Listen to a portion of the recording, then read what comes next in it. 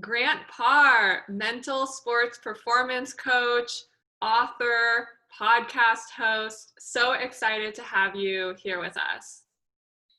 Well, thank you for having me. I'm really excited to share my thoughts, my journey, and just kind of everything mental skills. So I'm really excited to be here. Thank you. Yeah, and I think when thinking about who to have on our show, I was really excited to bring you on board, not only because you are an experienced mental skills and performance coach who works with student athletes, but also from meeting you, and I was just very impressed with how you are so mission oriented and living your life in service. And I think that right now is so important with this world that we are living in, and the way that you're dedicating your life to helping student athletes and professionals, and both in the sports world and also in the professional arena. So maybe for my listeners, could you tell a little bit more about how you got to become a mental sports performance coach? Yeah, I'll share with you the cliff notes of my story. But I played football for a long time. I was a quarterback for 13 years, and I had a career-ending injury to my left hip. And about 2 decades of dealing with this injury and going through all the identity issues and emotional issues, there's a lot of stuff that I dealt with for about 2 decades. And I ended up having 2 hip replacements on the same hip before I was 40. And after that second surgery, I started to kind of look at my life. I finally got my life back after the second surgery, and I can walk again. I can feel confident again. And I just, at that point, right around being 40 years old, I decided I wanted to redesign my life. I wanted to reignite that competitor, that athlete that hadn't been living around in me for a long time. So I decided at the age of 40 to go back to school and got my master's in sports psychology. And I haven't looked back ever since. I've been doing this for the last 5 or 6 years full time. And I just I love what I'm doing, and I love the fact that I found my passion.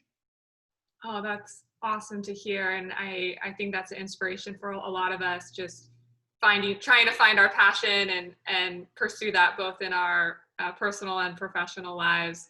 And I think that it's great because you bring the perspective of having been a former high school and college student athlete into your work today. Can you tell us a little bit more about your injury? Because I know that was a big moment for you. Yeah, it actually happened to me in junior college. I had a compressed fracture to my left hip.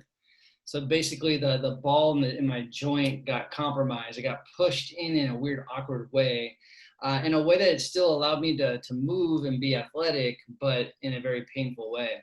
So through a couple of years of just dealing with that pain, I realized it was time for me to leave sports in general. But when I made that decision, I think that's the key point of it. I didn't feel like I made the decision. I felt like my body made it. And so that actually created a lot of frustration, resentment, and I was pissed off for a long time because I dreamed to be a professional football player. Maybe, I don't know if I was going to be one, but that was my dream, and I felt like it was taken away. And I wish I had the opportunity to actually make that decision, but I didn't. But after all the years and all the pain and all the adversity that I dealt with, I don't regret it at all because it's part of my story. And the amount of lessons that I've learned from that is incredible. And I get to share that with student athletes. I get to share with them my story of adversity, because whether athletes are going to deal with a career-ending injury or an injury, they're going to deal with life. And life is just full of adversity. And if I can teach them how to actually look at a crisis and understand there's always an opportunity, and that's what I learned, is that there's always an opportunity in a crisis. If I can teach them that, that's a win for me. Yeah, I want to build off of that because I think there's a lot of misunderstanding or confusion about what a mental skills or mental performance coach does. And I know for me, coming sort of more new into this world, it's been really interesting and fun to learn more about it. So for our listeners, could you explain what is a mental performance coach? Well, a mental performance coach can be a lot of things to a lot of different people. As a mental performance coach, You can be a counselor, you can be a therapist, you can be a coach, you can be a motivational coach. There's a lot of different hats that we can wear. It just depends on the need of the athlete. But what a mental performance coach does for the most part is understand the need of the athlete. What do they want to address or work on? And what I do is I teach you how to actually take a process or a tool or strategy, whatever you want to call it, so you can actually access that tool at a moment's notice. So whether if it's before a game or practice, in the middle of a game or practice, or after a game or practice, you have tools and processes that I've taught you. So to me, that's kind of what a mental performance coach does at a high level. That's really helpful. And how do you think about how mental performance relates to mental health? I think there is a distinction. There is a difference, but I think there's definitely a connection there. Case in point, and I don't know if I'm answering your question here, but there are mental health issues that athletes deal with. Now, I'm probably not the best person as being, that's not my background to deal with mental health issues. I'm more mental performance. So an athlete can still work with a mental skills trainer or a mental performance coach and still work with a psychologist on the mental health side. But to kind of bring this back, there is a lot of things that an athlete deals with mental health, anxiety, stress. And so as a mental performance coach, what I can do is I can put in processes that are going to help you lower your anxiety, manage that stress, and have a different relationship with pressure. Yeah, I think that's been something really helpful for me to understand, just trying to say that it's not so black and white, that these skill sets that you can learn that are on the mental performance side can be preventative measures for having mental health crisis. And they were things that I wish that I had when I was a former student athlete. So that's helpful to hear. Maybe, I'd love to, right now is a crazy time in sports, in what we're all dealing with, and part of what student athletes are dealing with every day news coming out about sports cancellations. And this is why what we're working on is very topical and something that we want to do more to help student athletes during this time. But you're in it, you work with student athletes every day. What are you seeing in terms of the impact that COVID and sports cancellations are having on the student athletes that you work with? I think the biggest theme that I'm seeing is the fact that these kids are dealing with adversity, big adversity for the first time, for the most part. It's a general statement. But I think what they're really experiencing is that they don't have their team. Now, not every sport is team related, but still there are individual sports like tennis and fencing and boxing. You're still training with people around you. So there's that environment, there's that energy that they're missing. And what I call that is connecting with yourself, connecting with people, connecting with the environment. That's super important for athletes, but it's really important for humans. I believe that's why we're here, is to connect with each other. And when we don't have that connection, I think it can really play with our souls. It can play with our spirit. So I've seen that a lot with athletes. Now, what I've helped them to deal with this is to really learn how to connect with themselves and connect with people around them, so they can get fed by the right people and by the right energy. And I always tell them that there's 3 types of business right now. There's God's business, there's other people's business, and there's your business. You can't control God's business. You can't control other people's thoughts, words, actions. So right now you can actually focus on your business. Get yourself prepared during this time. So this will pass. So when you're ready to play your sport, you're prepared. You've been connected through this whole time. So that's been kind of my message. And it's been kind of some of the things that I've been seeing and some of the things I've been dealing with these athletes. I love that. Just getting some tactical tools and how you can deal with this uncertainty. I think it's relevant for all of us and what we're facing right now. So yeah, I'd love to know more about that. I mean, I know that you wrote a book that was completely talking about how to deal with uncertainty. And so also that was a reason why I was really excited to speak with you. Just for our audience, do you want to speak a little bit about your book? Yeah. So my book is The Next One Up Mindset, How to Prepare for the Unknown. And basically, which I think can be hard sometimes, but I try to write a book for everyone that was an athlete, coach, and even what I call as a corporate athlete, so for the workplace. And I believe that every day that we're faced with the unknown and the unexpected every day. And so I just been fascinated watching people throughout my life in sports, also in the workplace, doing the right things to get prepared for that moment, getting prepared for when their number's called. And I've seen a lot of people crumble under pressure. I've seen a lot of people, when they have their opportunity, they're not prepared for it. So I wrote a book to share a little bit of my experiences, my perspectives, and the mental skills training or the strategies that I use to get people prepared to just educate people on the things that what you can do within your control to get prepared for that moment, because we just don't know when we're going to be faced with pressure. We don't know when we're going to be faced with with an unexpected meeting call or to coach a bunch of people. There's a lot of unknowns. So I just think that the more we can actually educate people to get prepared, the better we're off going to be as society. Well, no one could have predicted the situation that we are in right now, or, unprecedented cancellations of fall sports. What would you recommend to student athletes that find themselves in that position right now?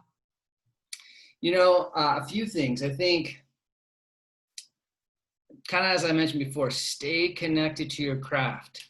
Literally find the joy of don't forget why you play the sport you play. Just because you don't get to play another season or it's getting pushed back, you still get to play your sport. So stay connected to your craft, stay connected with people around you. If it's going to be Zoom calls, great. If it's going to be phone calls or social distancing, great. But I would also say, look at your highlight films. If not, look at people that you look up to. Look at your favorite athlete. Stay connected to the energy of competing. That's the main thing. It's one thing to have joy for your sport, but the competitive spirit still needs to live. So there's so many ways to keep that competitive level alive. And one of it is to watch your highlight film or watch your favorite athlete or team. I was talking to some athletes recently who said that, so much of their identity and confidence and joy comes from their sport. And so that is a feeling of a gap that they have now that they can't train at the level that they're used to.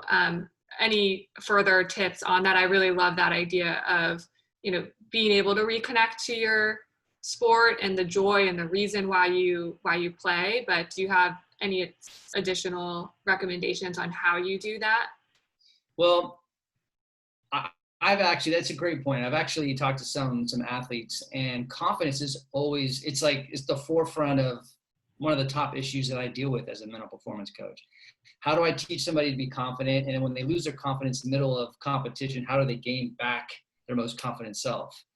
So, and I've had a lot of athletes ask me, how do I know that the next year or so, since I'm not going to play, I'm not going to be as confident, I'm not going to be as good. And when you think about confidence, it's the core of it is preparation. So when I talk about staying connected with your craft, doing all that hard work when no one's looking, I call it doing hard work in the dark when no one's looking. Stay connected. The more that you are connected with your craft, the more preparation, the more confidence you're gonna feel through this journey. So when it's time for you to play, you're not gonna feel like you're going backwards to go forwards. You're right on path. You've created this rhythm of confidence, because that's what confidence is to me. It's preparation, and also acting into your confidence is another thing. We can talk about that as well. Yeah, I'd love to talk about that. I really relate to the confidence issues. That was something when I was playing that I struggled with. So I know self-confidence is a huge topic area, one that's near and dear to me. So yeah, I would love to hear more about that. Well, when you think about confidence, and I'm not going to deny this, a lot of people do say like, hey, confidence is a feeling. Like, and trust me, like when I'm feeling confident, man, it's a great feeling. But before you feel confident, you have to act into your confidence. So there's some things, if you're aware or not aware of, that you do to act into your confidence. So whether if that is your breath, meditation, self-talk, mantras, body language, there are things that we act into our confidence, then we can feel confident. And I don't want our athletes to wait for something good to happen so they can feel confident. They have the tools right at their disposal to actually access to get confident.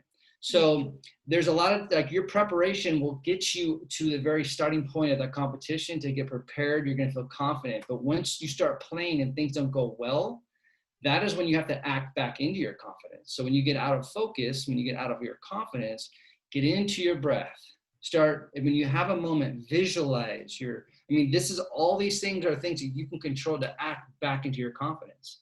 And if you're visualizing a lot, that process will help you in the midst of competition, or when you have a break, or there's a halftime, or there's a time where you can breathe a little bit. You can visualize back into your most confident self, but you've got to train it. So that's why when you think about acting or actions, breath, visualization, mantras, self-talk, body language, those are actions that will get you back into being confident.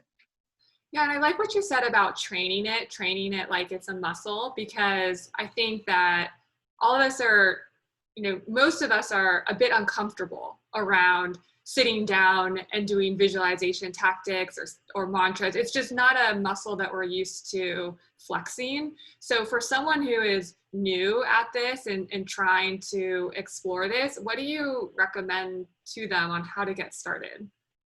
Well, when you think about these skills, it's so easy. It's the law of two easies. So it's so easy to do and so easy not to do.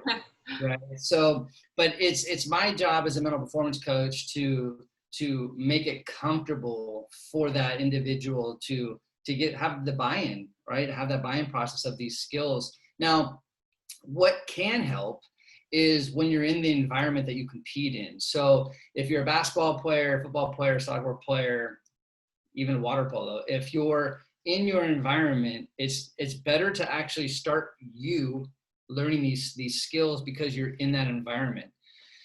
Some people, when you're in a room, four walls, it feels a little intimidating because it's more enclosed. And I think when you're in a better environment, some people, when they're with their team, they learn better, they feel better. Some don't. Some feel embarrassed closing their eyes and breathing and meditating.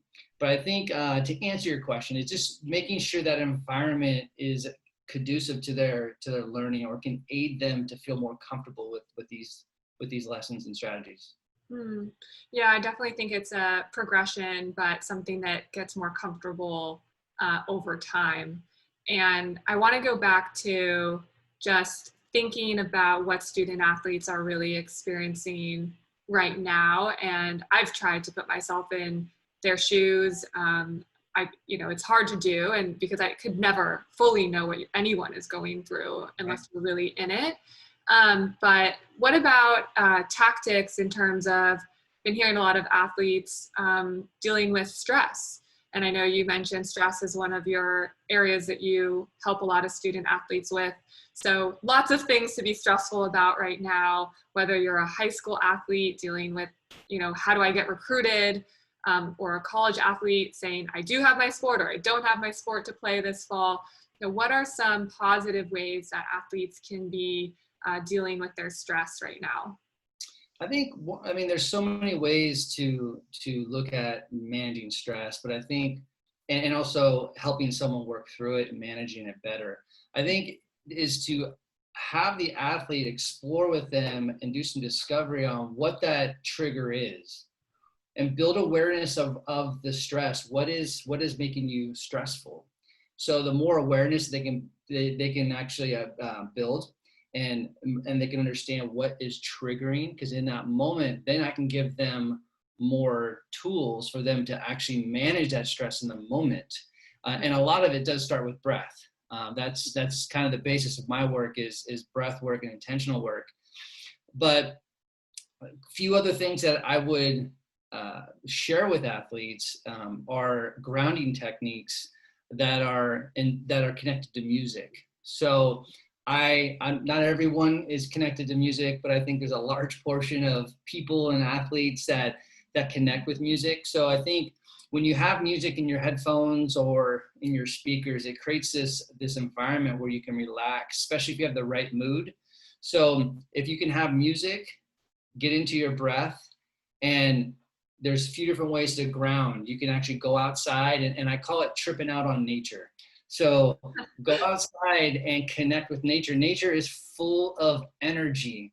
And I know there's a little bit of negativity with our nature the last few days here in Northern California, but typically there's so much energy that's within trees and plants that take 5 minutes, 10 minutes, get the right music in your headphones, get into your breath, and connect with nature. Your blood flow is going to flow a lot better. Your stress level is going to decrease, and you're going to feel more grounded and connected in where your feet are.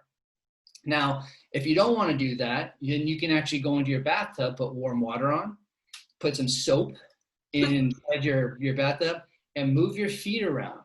Just get it really relaxed with music in your ears, in your headphones, and get into your breath. You will start to slow down everything, and you'll probably start forgetting why you're stressed out, typically. But these are a couple different grounding techniques that will lower your stress and allow you to get back into control and back into your breath. Any recommendations for how to pick your song? Yeah, that's it all depends. I think everyone is engineered differently when it comes to music.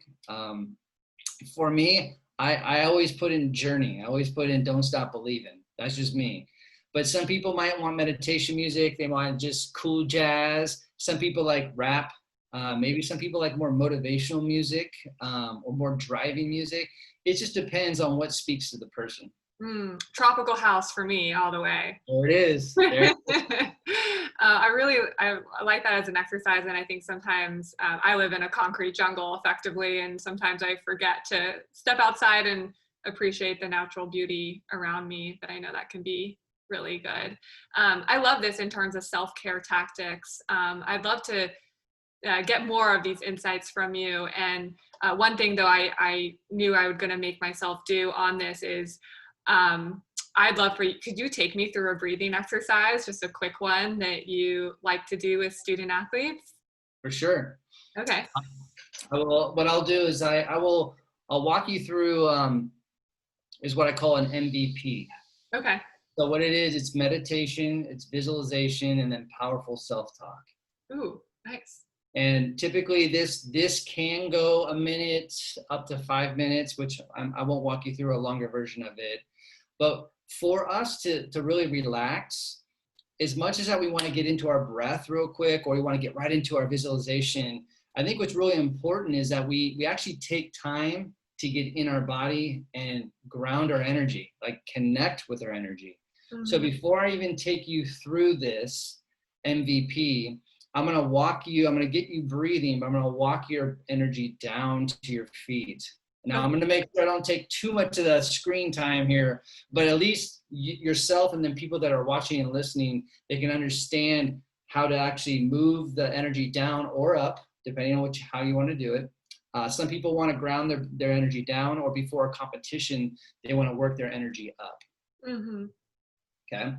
So what I'm going to do is on the count of 3, I'm just going to have you take a deep breath, close your eyes, and then just get into your breath. And I'm going to walk your energy down, and I'm going to walk you through an MVP. Should I close my eyes? Sure. Okay. If you're comfortable with that. I'm willing to do anything. Yeah. All right. Good. Right on. All right. So on the count of 3, 1, 2, 3, take a deep breath in. Hold and exhale. Very good. And just be with your breath. Be right now. Just relax. Fully relax and be with your breath.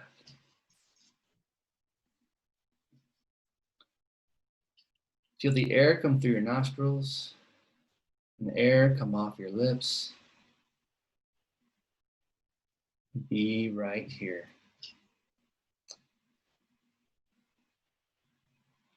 Just feel the energy that's in your neck and your shoulders. You can slowly move your shoulders a little bit, bring awareness. Good. Just keep with your breath. Just feel that beat, just feel awareness around your shoulders. And move that energy down to your stomach. Each breath, you're connecting with your body. Just bring awareness to your stomach.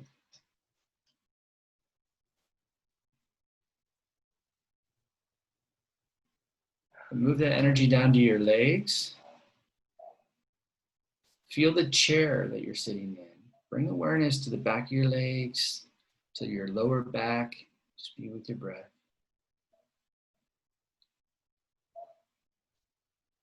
And then move that energy all the way down to your feet. You can move your feet a little bit. You can press down on the ground a little bit. Bring awareness. Very good. You're fully connected. You're fully aware, fully relaxed.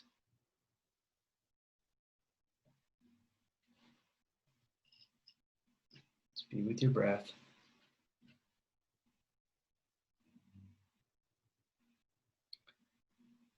I want you to go back to when you played soccer in college. Just visualize your best game. How you looked, how you felt, how you moved. Just be with that image.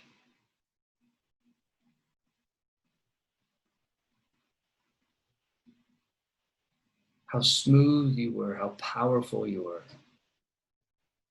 how dominating you were, how fun it was, how powerful you were. Just keep on replaying that moment. How all your hard work got you prepared.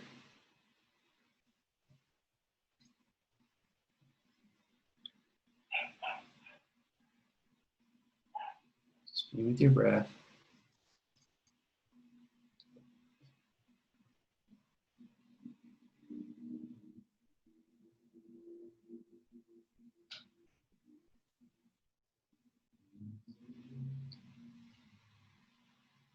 Feel your champion inside you. Feel how disciplined you are, how committed you are. Feel the champion inside of you. Feel how disciplined you are, committed you are.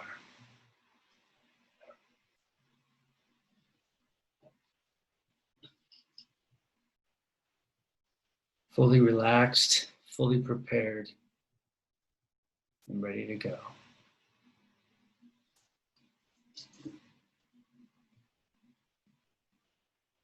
Slowly feel your body. Slowly feel presence. When you feel comfortable, you can come back to now.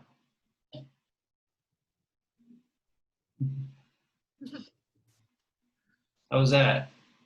That was really centering. Good. Feel calmer.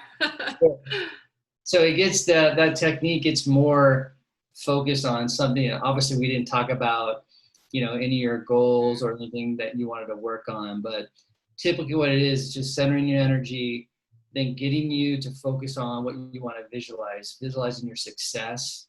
And then before that, usually I would like talk to you about words. What's your word for the week? What's the theme for this week? What are some words that you want to use during this session, so I can start training your unconscious mind after you start seeing yourself doing successful things, and you're backing it with language, and you're backing it with being a champion, being disciplined, being committed. So the more that I'm doing this and you're doing it every day, doing your daily MVPs, you're going to be your most valuable player. by getting yourself grounded, seeing success, and talking to yourself of success. So it's just it doesn't have to be 5 minutes, it doesn't have to be 10 minutes, it can be. Sometimes it can be really quick, it can be a minute or 2 minutes. But the more you can actually get into that process, the faster you can control that process.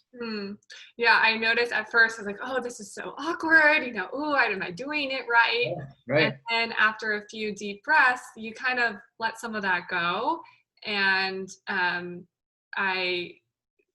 I can see the power that it can have. I feel so rough at it, but I could see how it would become more of a toolkit. And I really like what you said, that you eventually add in those words and those mantras that you want to be telling yourself, because I know that I can have a very negative self-talk track. And if I had those sort of trigger words at my disposal, then I would be able to add that into what I'm telling myself. So I know that was just a little sneak peek, but round of applause right there, ladies and gentlemen, for Grant Parr. So thank you for walking me through that. So let's see. I know I had a few more questions for you. I have just a slightly different angle, which is, we talked a lot about student athletes and advice that you have for them, but what about advice for coaches and parents and athletic administrators right now that are trying to do their best to support student athletes' mental wellness and health during these times? I think to truly understand what's going through, like you said earlier, like we don't know what these student athletes are going through.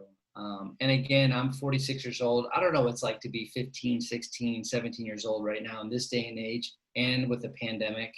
So I think with that being said, as a parent, as a coach, I think it's our responsibility to ask a lot of questions and give a lot of space. I think if we're trying to push things, if we're trying to make them do anything, I think we have to understand them first. And to understand our student athletes, we have to ask a lot of questions. And we also have to create environments that are going to be motivational and supportive. I really like that, leading with empathy and listening and understanding. I think that's so important for this, but just for us in the entire world that we're in right now. So now before I give you 3 final questions, where can people connect with you?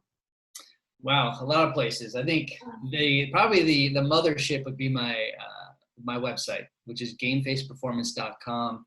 You can find all my social media there, my book, my blog.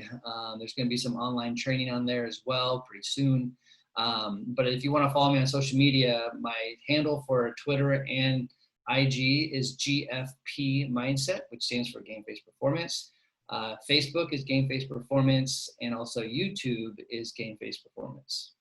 Wonderful. You are all over the web. Beautiful. And we'll make sure to link to those in our show notes as well. And so these are just some quick rapid fire questions we're going to conclude with. So thinking about athlete mental wellness and performance, what's one thing you know now that you wish you knew earlier? From a mental performance standpoint or wellness? Yeah.